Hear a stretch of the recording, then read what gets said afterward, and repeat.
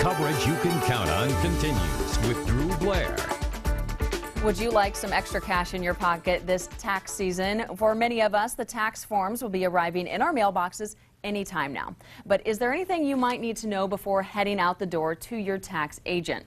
To answer any questions you might have is Ron Foudy of Foudy & Hale. Thank you so much for being here this morning. Thank you for having me. Well, first off the bat, something important everyone needs to keep in mind is there's a new deadline, isn't there? That's true. Normally it's April 15th. This year, April 15th is on a Sunday, which means it will go to Monday the 16th. However, Washington, D.C. only celebrates Emancipation Day. So since Washington, D.C. is closed down, then they've moved it to actually Tuesday the 17th. A couple days for those procrastinators out there. That's but right. That necessarily isn't a good thing. I mean, people should probably keep in mind that to get an early start on their taxes. We recommend that you start actually in February, getting your information together. You can bring it in to us. We get the returns ready. Even if you're doing it yourself, you should probably have the return done late, like April 10th or so.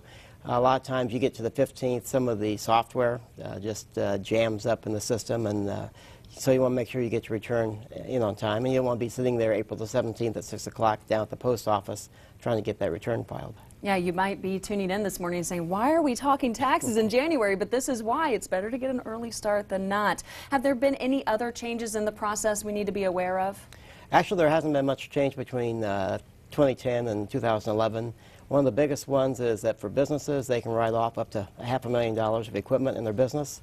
If it's actually brand new, there is no limit to what they can write off.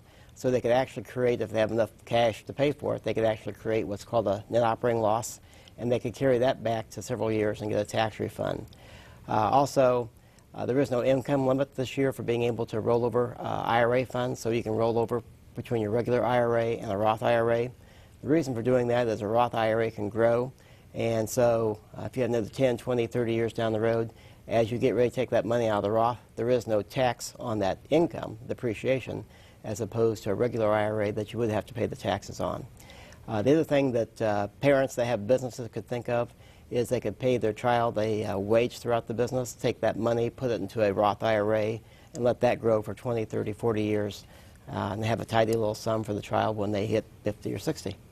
Generally speaking, what do you advise people to think ahead as this tax season? Do you think they're going to get more or less this time around, and how should they plan for that?